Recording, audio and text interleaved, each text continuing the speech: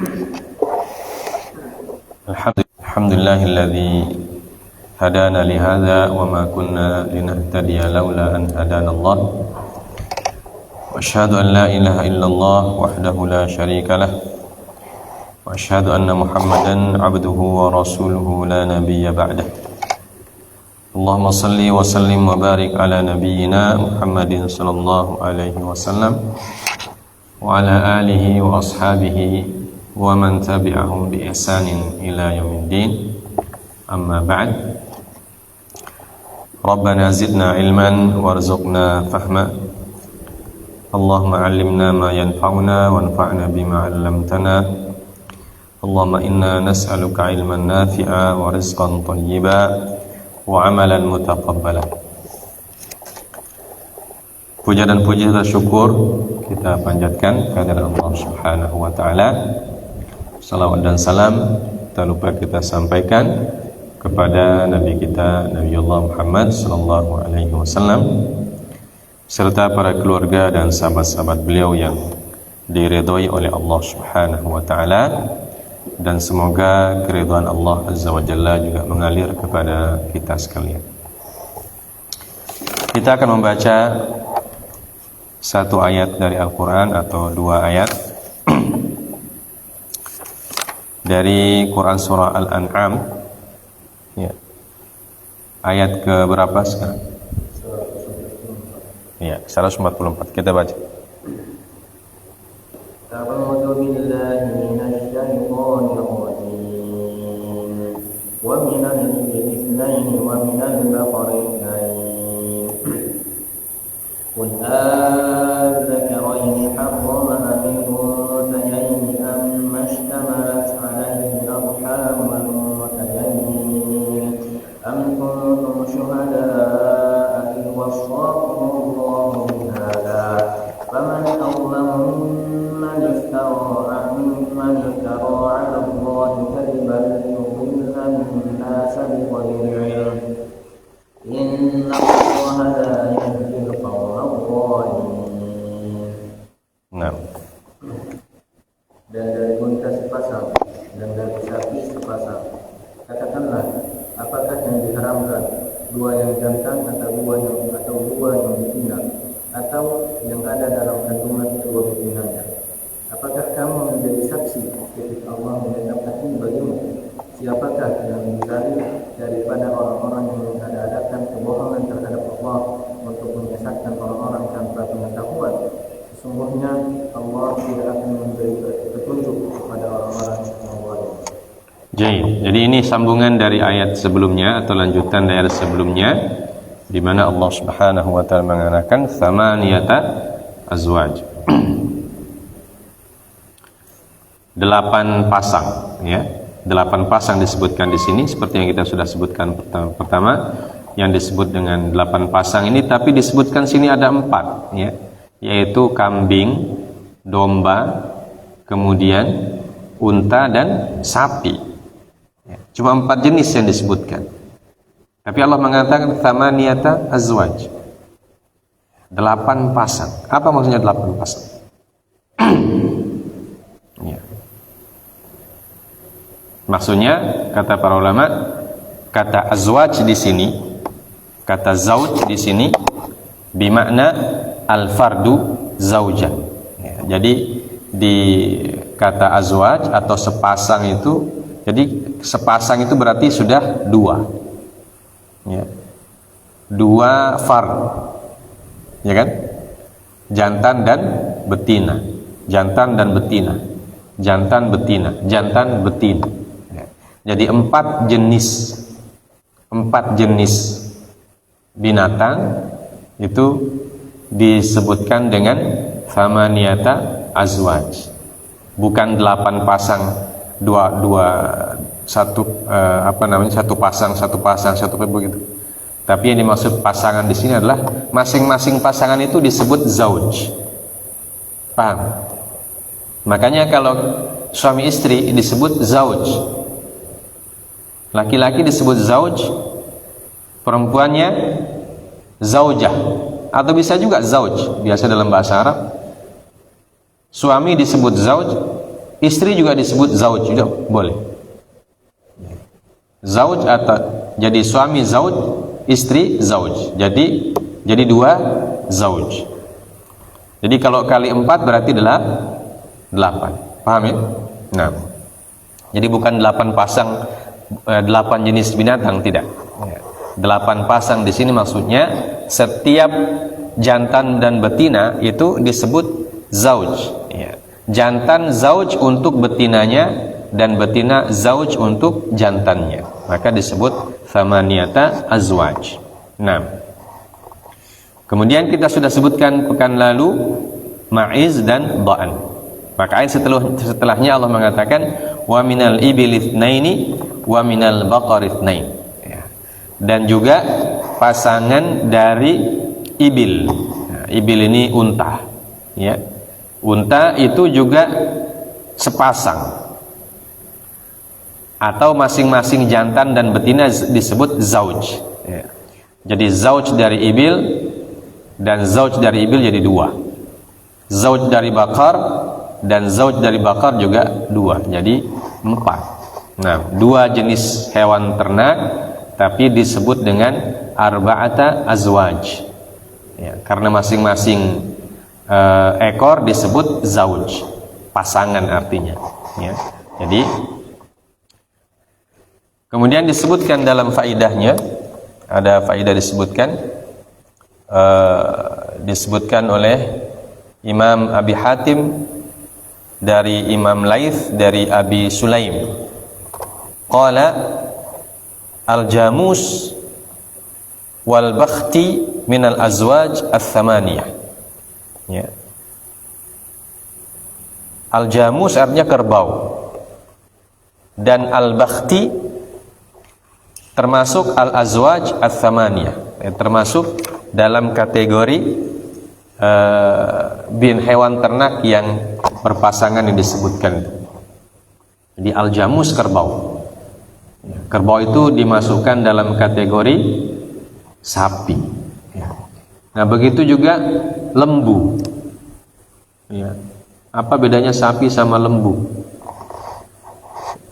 Kalau sapi yang kita lihat sapi. Nah, kalau lembu itu ada yang warnanya putih hitam yang bulat-bulat, yang diperah susunya, sapi yang diperah susunya. Pernah lihat? Ada di gambar di kaleng susu itu, ya. Sapi yang itu namanya lembu, ya. Bahasa Indonesianya namanya lembu. Jadi ada sapi, ada lembu, ada kerbau. Nah, itu semua masuk, ya, kata para ulama. Jadi masuk dalam jenis lembu itu, atau masuk dalam jenis sapi. Kemudian qul adzakaraini harrama amil unthayain amma ishtamalat alaihi arhamul unthayain. Ini pernyataan ini atau ayat ini pengulangan dari ayat sebelumnya, ya. Di mana sebelumnya kita sebutkan bahwa dalam pernyataan itu lil ingkar, ya, lil ingkar, mengingkari, untuk mengingkari. Jadi pertanyaan atau istifhamnya itu untuk mengingkari, ya. Apakah yang diharamkan oleh orang jahiliyah itu yang zakar atau yang unsa, yang jantan atau yang betina, ya, atau yang ada di dalam apa? Di dalam rahim betinanya masing-masing. Ini mengingkari. Jadi pertanyaan yang faidahnya atau tujuannya untuk mengingkari perbuatan orang jahiliyah seperti yang disebutkan dalam ayat sebelumnya, bahwa mereka mengatakan, ya, hadhihi an'amun wa harthun hijrun la yat'amuha illa man nasha'u illa, apa ayatnya? Hadhihi wa qalu hadhi an'amun wa harthun hijrun la yat'amuha illa man nasha'u bi za'mihim, ya. Jadi mereka mengharamkan sesuatu itu sekemauan mereka saja, ya. Tidak ada hujah, tidak ada petunjuk dari Allah. Kalau mereka mengharamkan, mereka haramkan. Kalau mereka menghalalkan, mereka halalkan. Jadi mereka yang haramkan yang masih hidup, tapi yang mereka halalkan yang sudah menjadi bangkai. Nah, Nah, ini yang diingkari oleh Allah Subhanahu wa taala. Jadi maknanya tidak ada yang boleh mengharamkan tidak ada orang boleh mengharamkan binatang yang jantan atau binatang yang betina kecuali dengan dalil dari Allah Azza wa Jalla. Ya. Tidak ada yang boleh mengharamkan binatang yang betina atau binatang yang jantan. Khusus yang betina boleh, yang jantan tidak boleh, itu tidak boleh dilakukan. Ya. Karena itu semua harus atas petunjuk Allah Subhanahu wa taala. Begitu juga apa yang dikandung oleh induk betinanya. Ya. Seperti yang disebutkan oleh ayat sebelumnya. Di mana qalu ma fi butuni hadhil an'ami khalisatun lidzukurina wa muharramun ala azwajina. Ya, mereka mengatakan atau merupakan tradisi dan keyakinan mereka, ya, apa yang ada di dalam rahim induk binatang ternak mereka katakan, ya, boleh untuk orang laki-laki tapi tidak boleh untuk orang perempuan. Nah, ini juga diingkari oleh Allah Subhanahu wa taala. Ya, jadi kembali ke pernyataan sebelumnya bahwa tidak boleh kita mengharamkan sesuatu yang dihalalkan oleh Allah Azza wa Jalla atau sebaliknya tanpa adanya hujjah. Ya. Hujjah yang berasal dari Al-Quran dan juga dari sunnah Nabi Sallallahu Alaihi Wasallam.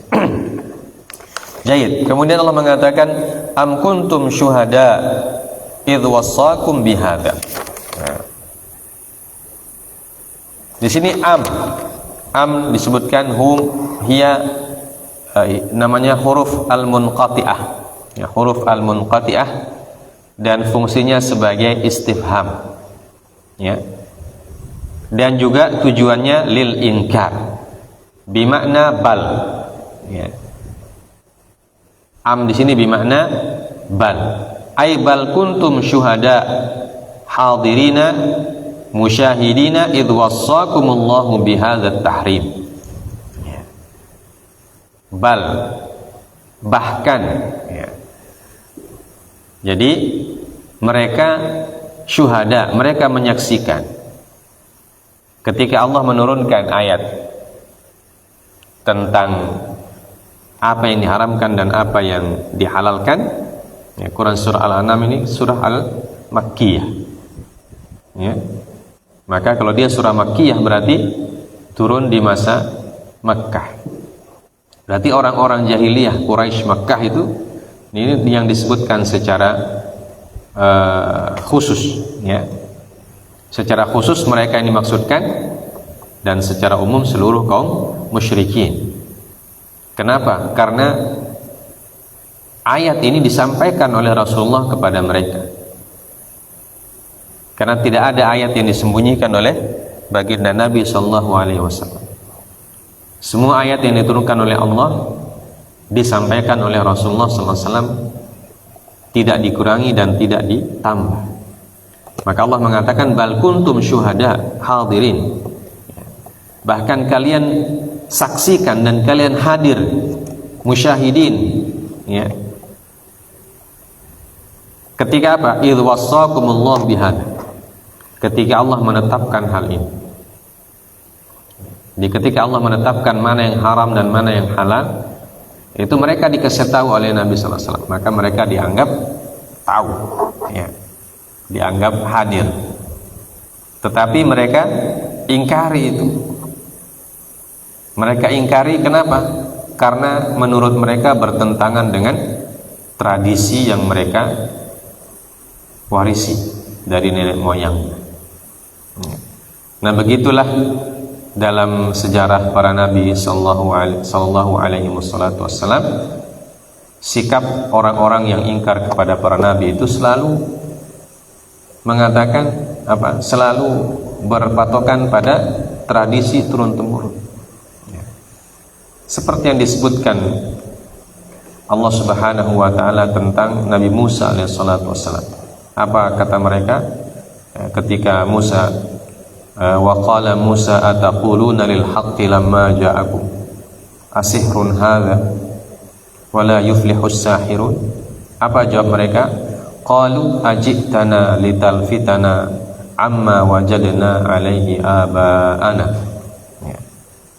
Qalu ajitana. Mereka berkata, apakah engkau ini hai Musa datang litalfitana amma wajadna alaihi aba'ana? Ya. Apakah kamu datang hanya untuk iltifat, untuk memalingkan, ya, memalingkan kami amma wajadna alaihi aba'ana, dari apa yang kami dapatkan dari nenek moyang kami.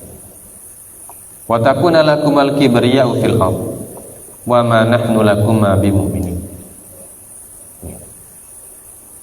Jadi itu, bahkan kaumnya Nuh pun demikian. Ketika Nabi Nuh mendakwahi mereka, ya, apa kata mereka? Begitu juga. Qalu ya Nuh inna wajadnaka ala dhalalah. Quran surah Maidah.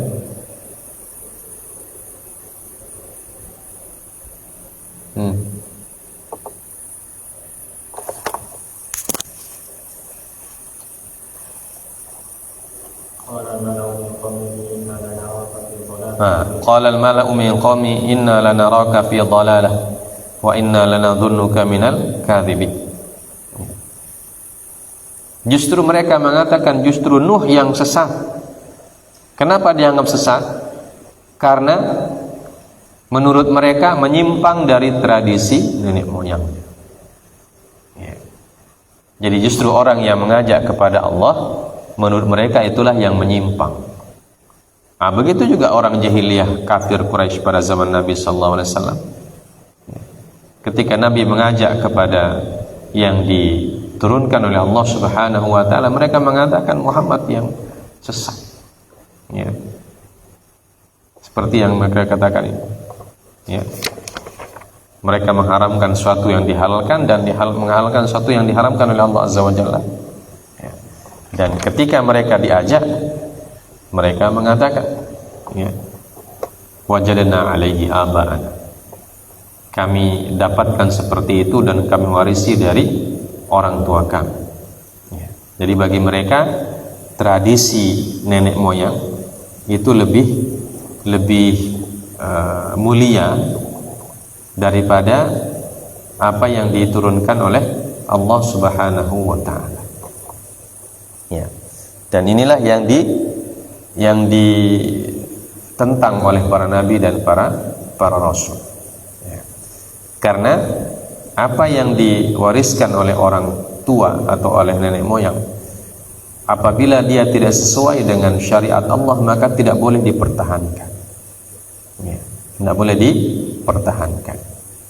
Tapi kalau apa yang sesuai dengan syariat Allah, ya, dan Allah mengizinkan untuk dilakukan, maka boleh dilakukan. Ya. Yang disebut dengan syar'u man qablana dalam istilah usul fiqh, syariat orang-orang sebelum kita. Syariat orang-orang sebelum kita itu dalam kaidahnya, kalau dia diizinkan oleh Allah untuk dikerjakan, maka dikerjakan. Kalau tidak diizinkan, maka tidak. Ya. Kalau diizinkan berarti menjadi syariat kita. Ya. Kalau tidak diizinkan berarti tidak menjadi syariat untuk kita. Taib. Jadi am kuntum, ya bal antum syuhada hadir. Wal muradu at-tabkit wa ilzamul hujjah kama salafa qablahu. Dan tujuannya adalah untuk mentabkit, ya, untuk tabkit ini untuk memutuskan argumentasi mereka, ya, untuk mengkanter, ya, argumentasi mereka, sekaligus mengilzam, ya, untuk mewajibkan kepada mereka untuk mendatangkan hujjah, mendatangkan argumentasi. Apa argumen mereka sampai mengharamkan yang jantan untuk orang perempuan? Apa alasannya? Apa hujjahnya? Ya. Tapi kalau mati jadi bangkai boleh. Apa hujjahnya? Ya. Dan Allah Subhanahu wa taala Maha tahu bahwa mereka tidak punya hujjah apa-apa selain itu tadi. Selain beralasan itu adalah tradisi. tradisi nenek moyang yang tidak boleh yang tidak boleh diselewengkan.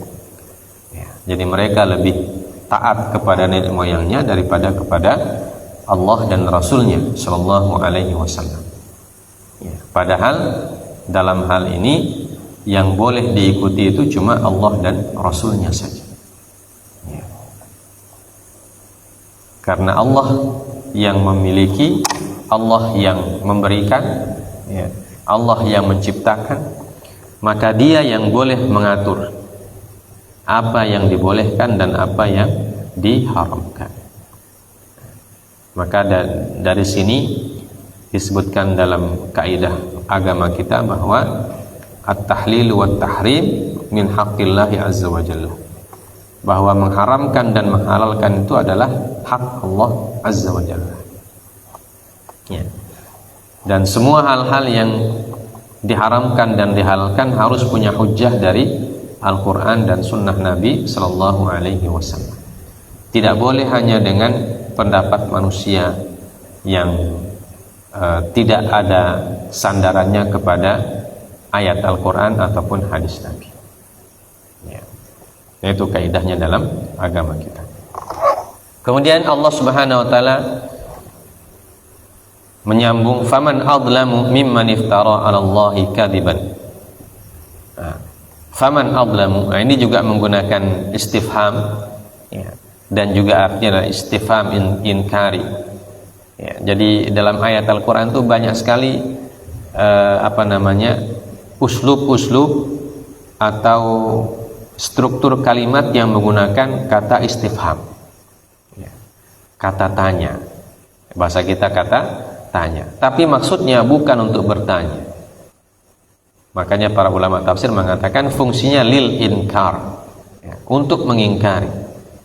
Faman adlamu, kalau diterjemahkan secara letterlek, dan siapakah, ya, pertanyaannya.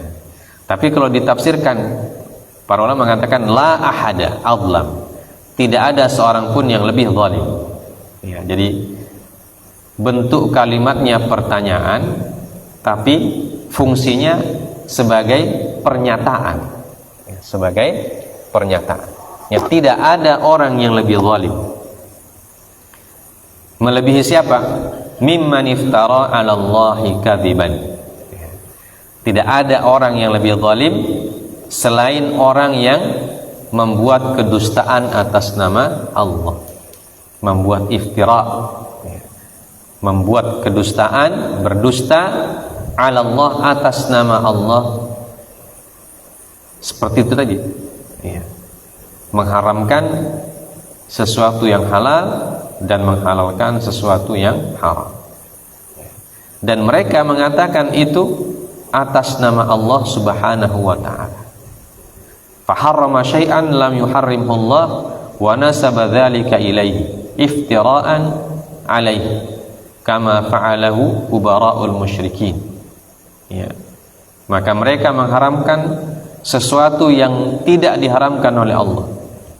Kemudian mereka menisbahkan keyakinan tersebut kepada Allah. Artinya mereka mengatakan bahwa ini dari Allah juga ini. Ya. Jadi apa yang dibawa oleh nenek moyang kami itu berarti dari Allah itu. Ya. Padahal tidak seperti itu. Iftira'an alaihi, ya, mereka berdusta atas nama Allah sebagaimana yang dikerjakan oleh kubara'ul musyrikin, tokoh-tokoh musyrik jahiliyah. Ya. Jadi yang dimaksud sini secara khusus adalah jahiliyah pada masa Nabi Shallallahu Alaihi Wasallam secara khusus. Namun kaidah mengatakan bahwa, ya, al-ibratu bi umumil lafzi la bi khususis sabab. Jadi ibrah atau pelajaran yang dikandung oleh ayat-ayat Al-Quran itu bi umumil lafzi, dengan keumuman lafadznya, bukan dengan kekhususan sebabnya. Jadi secara khusus memang berkaitan dengan orang-orang jahiliyah, tentang tradisi mereka, keyakinan mereka, dan apa yang mereka jawab kepada Nabi ketika mereka diajak untuk beriman kepada Allah, ya. bantahan mereka kepada Nabi ketika mereka diajak untuk mengikuti perintah dan meninggalkan larangan Allah Subhanahu wa taala. Ya. Jadi kenapa disebut umumul lafzi? Karena sifat-sifat kaum musyrikin itu akan juga ditemukan ya, pada masa sekarang dan pada masa yang akan datang. Jadi sifat-sifat seperti itu akan tetap ada. Makanya ayat Al-Quran tetap menjadi pedoman untuk seluruh zaman. Nah, kalau ada orang yang sifatnya sama dengan kaum musyrikin, maka mereka yatasyabahun, mereka mutasyabih, mereka semisal. Yushbihu ba'duhum ba'dha. Ya. Makanya ayat ini memberikan kita pelajaran sekaligus bahwa kita tidak boleh mengatakan seperti yang dikatakan oleh kaum musyrikin, atau tidak boleh meyakini seperti apa yang diyakini oleh kaum musyrikin. Keyakinan yang benar adalah kita mengharamkan apa yang diharamkan oleh Allah dan menghalalkan apa yang dihalalkan oleh Allah Subhanahu wa taala. Nah, itulah agama yang lurus, ad-dinul qayyim. Agama yang lurus itu adalah mengikuti apa saja yang difirmankan oleh Allah. Kalau Allah perintahkan, kita kerjakan. Kalau Allah larang, kita tinggalkan. Kalau Allah halalkan, maka kita makan. Kalau Allah haramkan, maka kita tinggalkan. Itulah yang disebut dengan sebagai abdun, seorang hamba. Seorang hamba itu tunduk pada perintah Rabb. Seorang hamba tunduk kepada perintah Allah Azza wa Jalla, Khaliq, Rabbul Alamin. Kita tidak dianggap hamba kalau kita melakukan sesuatu yang berbeda dengan apa yang dikehendaki oleh Allah Subhanahu wa taala. Sebagaimana firmankan dalam ayat yang lain, fala rabbika la yu'minuna hatta yuhaqqimuka fima shajara bainahum thumma la yajidu fi anfusihim harajan mimma qadaita wa yusallimu taslima.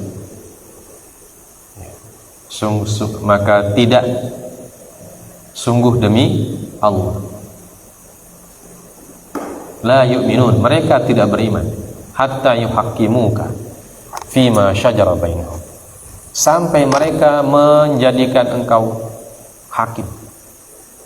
Menjadikan hakim berarti tunduk kepada keputusan. Wala yajidu fi anfusihim harajan mimma qadaita. Kemudian ketika mereka menjadikanmu sebagai hakim dan ketika kamu sudah membuat keputusan, mereka tidak keberatan. Wala yajidu fi anfusihim harajan mimma qadaita wa yusallimu taslima. Mereka menerima apa yang kamu putuskan, wahai Muhammad sallallahu alaihi wasallam, dan mereka menerimanya dengan taslim, dengan penerimaan yang sempurna. Itulah orang beriman. Itulah hamba Allah Subhanahu wa taala. Jadi tidak ada rasa dongkol. Kenapa Allah haramkan ini? Ini kan saya sukai. Dan kenapa Allah halalkan itu? Padahal itu saya tidak sukai. Itu tidak ada. Tidak boleh punya perasaan seperti itu. Tidak boleh punya anggapan seperti itu. Apalagi sampai keyakinan. Tidak bisa. Kalau Allah haramkan, maka haramkan. Mau kita suka atau tidak. Kalau Allah sudah bilang haram, sudah. Tinggalkan. Wa ma nahaitukum anhu fajtanibuh. Apa yang dilarang oleh Allah dan Rasulnya, maka dijauhi. Dan apa yang diperintahkan, walaupun kita tidak suka juga, berat kita rasa, maka kita harus terima sebagai perintah. Dan itu sudah diungkapkan oleh Allah dalam Al-Quran, infiru khifafa wa thiqalan. Wajahidu bi amwalikum wa anfusikum. Infiru khifafan wa thiqal. Pergilah kalian pergi berjihad khifafan wa thiqal, dalam keadaan ringan dan berat, baik dalam keadaan ringan ataupun dalam keadaan berat. Jadi kalau Rasulullah SAW sudah mengistinfar, ya, istinfar artinya sudah mengomando orang untuk pergi berjihad, ya, tidak boleh ada orang yang punya alasan kecuali alasan yang syar'i, alasan yang dibenarkan oleh Allah, ya, seperti yang disebutkan oleh Allah.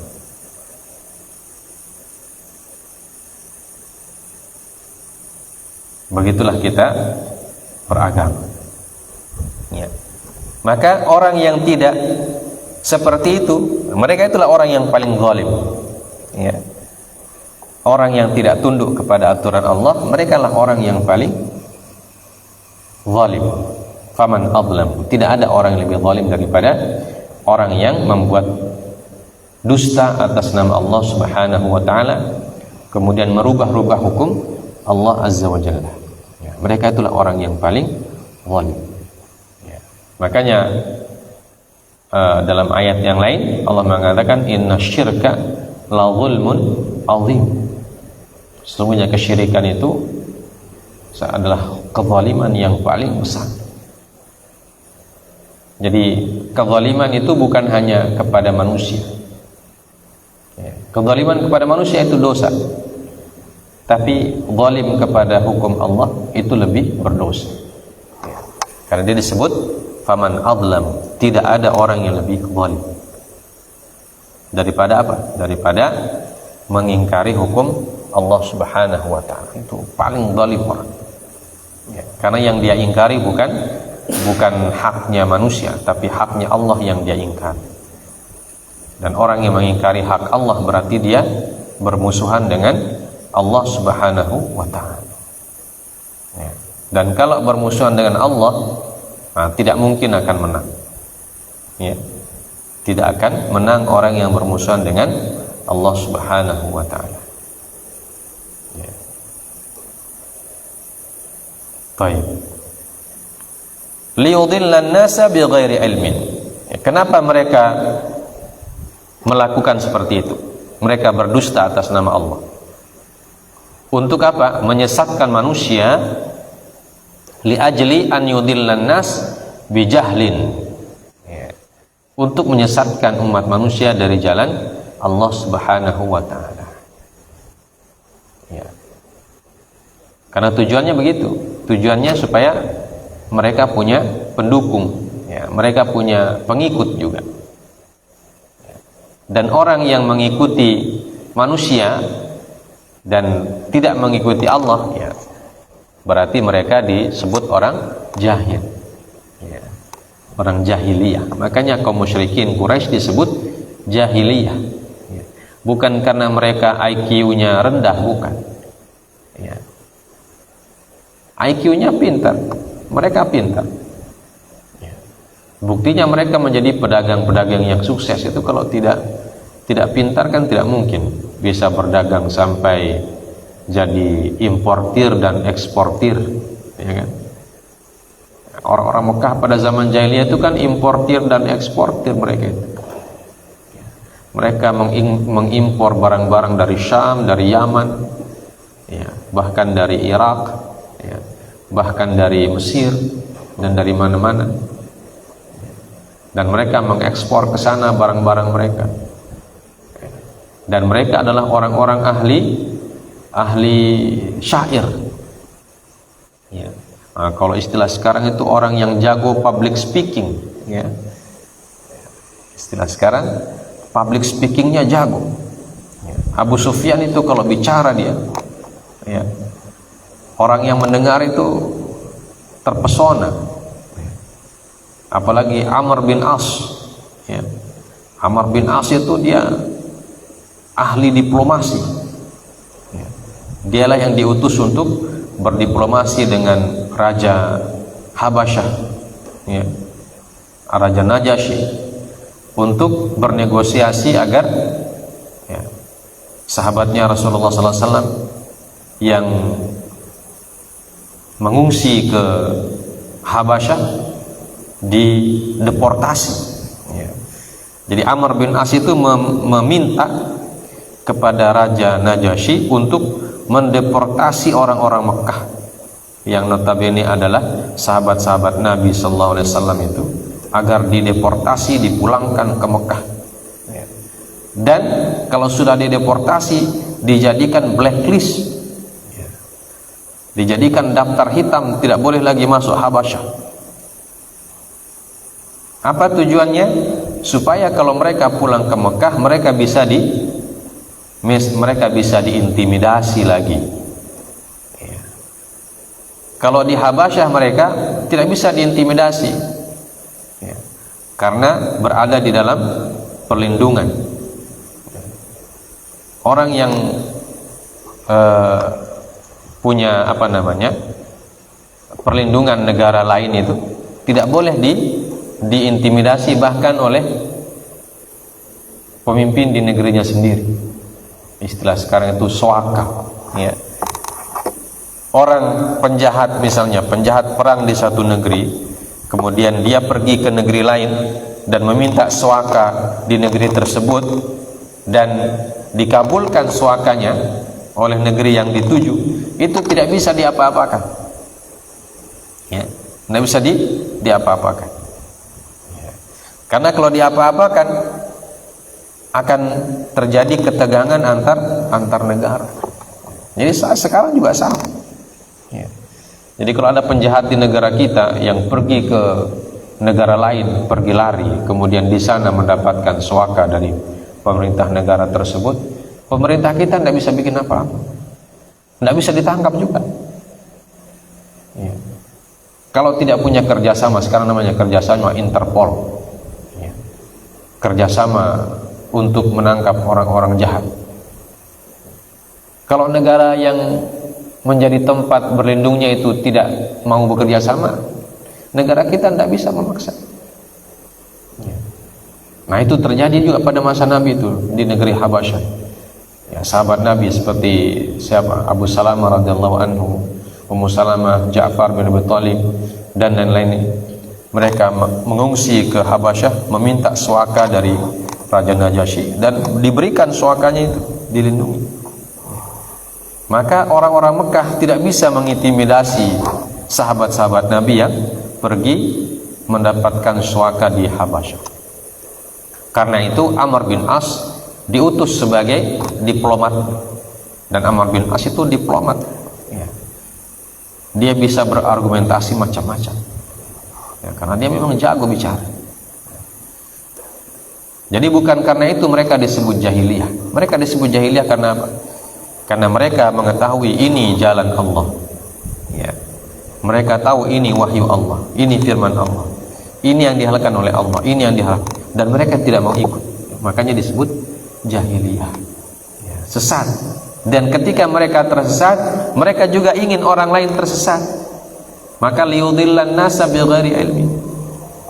Maka untuk menyesatkan manusia itu mereka berdusta, membuat iftira, ya, membuat iftira.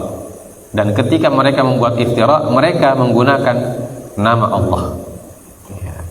Artinya mereka berdusta atas nama Allah. Ini juga firman Allah katanya, ya. Tradisi dari nenek moyang kami ini juga syariat Allah. Nah, itu kata mereka. Nah, maka Allah Subhanahu wa taala membantah itu. Liudillan nasa bighairi ilmin. Kemudian Allah menutup dengan kata innallaha la yahdil qaumadh dhalimin. Sesungguhnya Allah tidak akan memberikan petunjuk kepada orang-orang yang zalim. Orang zalim di sini maksudnya bukan orang yang menganiaya orang lain, bukan. Orang zalim di sini maksudnya adalah orang yang menzalimi akal dan keyakinan manusia. Jadi bukan fisiknya yang dizalimi, tapi akal dan keyakinannya dizalimi. Dengan cara ditarik mereka dari wahyu Allah untuk mengikuti pemahaman hawa nafsu mereka. Dan itu tidak akan diberikan petunjuk oleh Allah SWT. Alal umum wa haula'il madhkuruna fi siyaq dakhiluna fi dzalika dukhulan awwaliyah. Ya. Jadi innallaha la yahdil qaumadh dhalimin, ini ayat bermakna umum dan khusus bagi orang yang menjadi sebab nuzulnya ayat ini, yaitu orang-orang jahiliyah musyrikin. Nah, itu dukhulan awwaliyah. Ya, mereka termasuk dalam ayat ini dengan secara aula, ya, secara aula, lebih utama.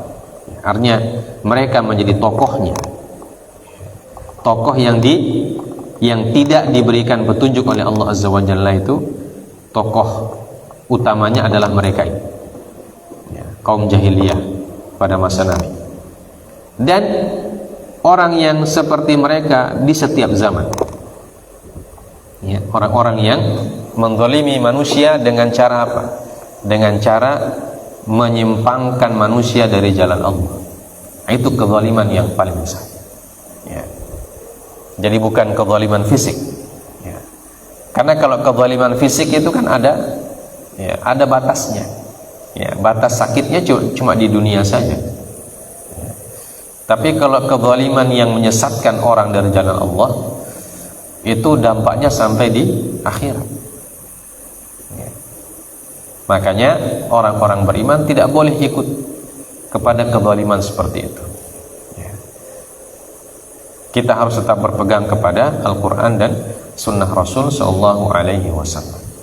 Tidak boleh ikut ajaran-ajaran yang menentang Al-Quran dan menentang hadis Nabi Sallallahu Alaihi Wasallam. Kalau kita ikut, ya, berarti kita sudah ikut hal-hal yang zalim. Dan kalau kita ikut dengan sukarela ke situ, maka itulah yang menjadi penyebab dimurkai oleh Allah Subhanahu wa taala. Waliyadzubillahi min dzalik. Baik. Kemudian ada faidah yang disebutkan dalam salah satu faidah dari ayat ini disebutkan, wa yanbaghi an yunzara fi wajhi taqdimil al-ma'izi atau ma'iz atau ma'zi wa dha'ni 'alal ibli wal baqar ma'a kaunil ibli wal baqar aktsaru naf'an wa akbaru ajsaman wa a'wadu fa'idatan la siyama fil hamulati wal furushi alladzaini waqa'a al-ibdalu minhuma ala ma huwa al-wajhu al-awdah ala i'rabi thamaniyah. Ada faidah kata beliau dari susunan ayat ini, ya, kita harus memperhatikan kenapa dalam ayat atau dalam dua ayat ini kambing dan domba itu lebih dulu disebutkan dibandingkan unta dan sapi, ya. Thamaniyata azwaj minal dha'ni itsnain wa minal ma'zi itsnain wa minal ibli itsnain wa minal baqari itsnain. Apa faidahnya atau apa hikmahnya? Kenapa kambing disebutkan lebih dulu? Padahal kalau kita lihat secara realita, ya, unta dan sapi aktsaru naf'an, ya, manfaatnya lebih banyak dibandingkan kambing dan domba, ya. Wa akbaru ajsaman, dan lebih besar dia punya tubuh, dagingnya lebih banyak, ya. Dagingnya lebih banyak, ya.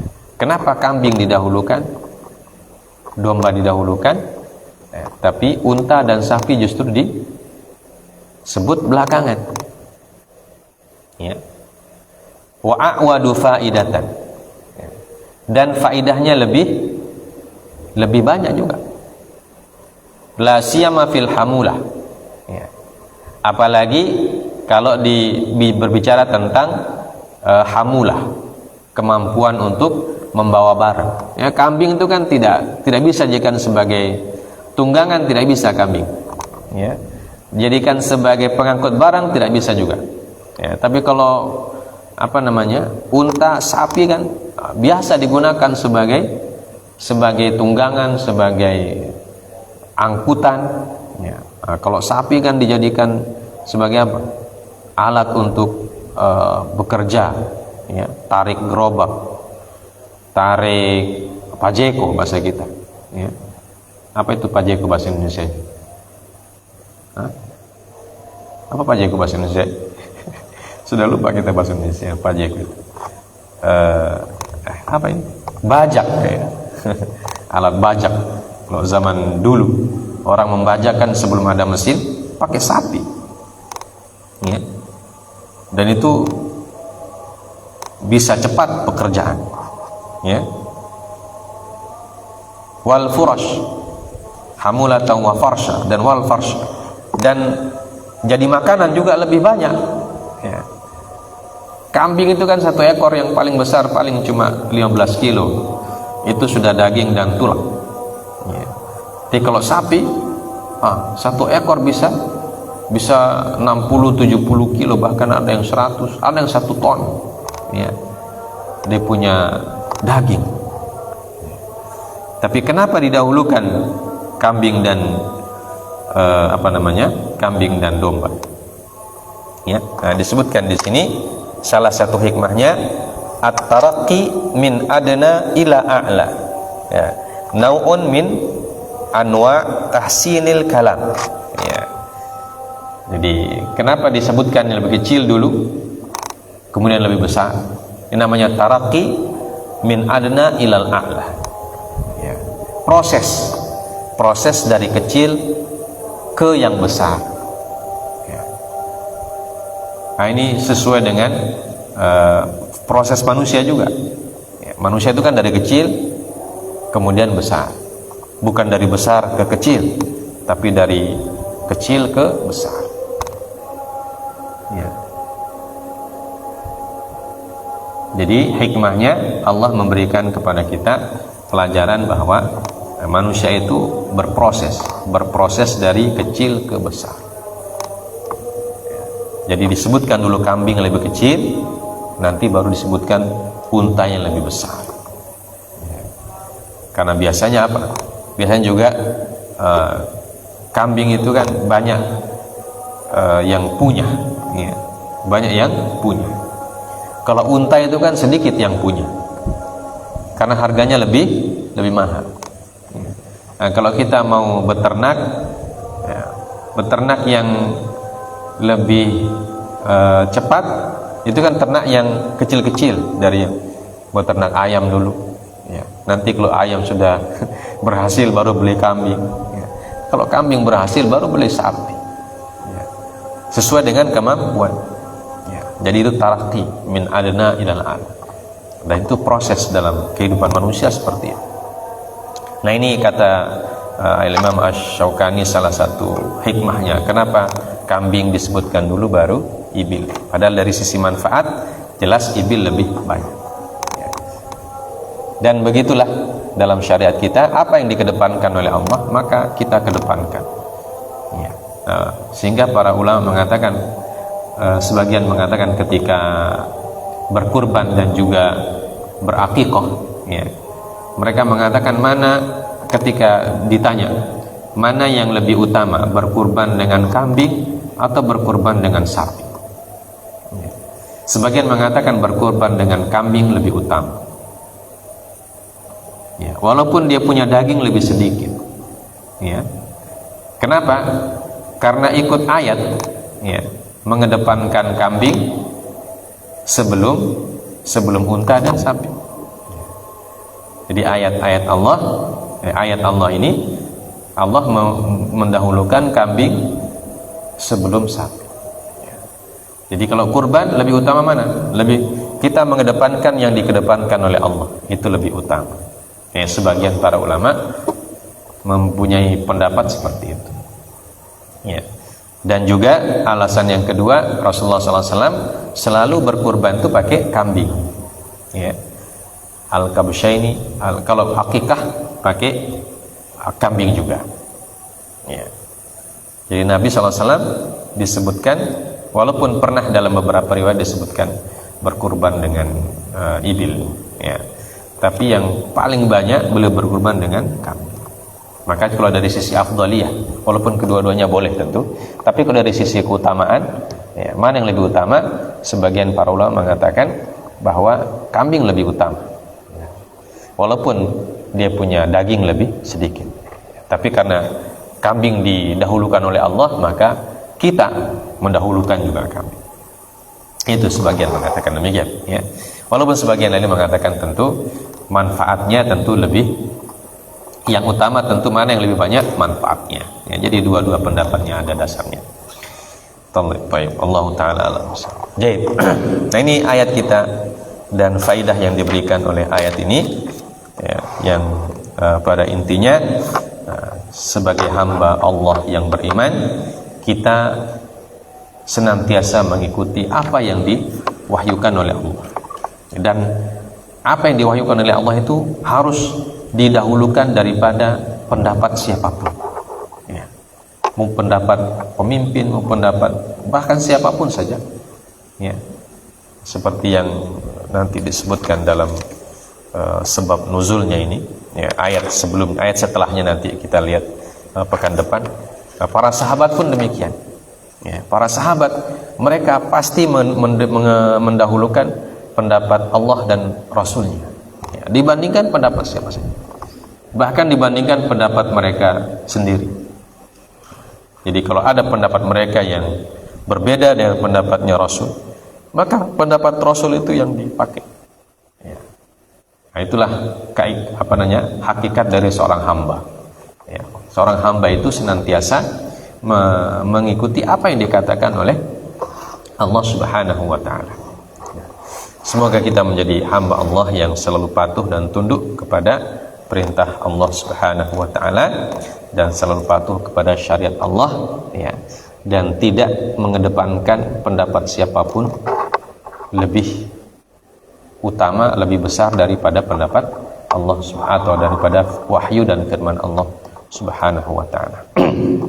Jadi sudah Isya, kita cukupkan sampai sini, insyaallah kita lanjutkan ke depan. Subhanakallah bihamdik, asyhadu an la ilaha illa anta, astaghfiruka wa atubu ilaik. Sallallahu ala nabiyyina Muhammad wa ala alihi wasallam. Wa akhiru da'wana alhamdulillahi rabbil alamin. Assalamualaikum warahmatullahi wabarakatuh.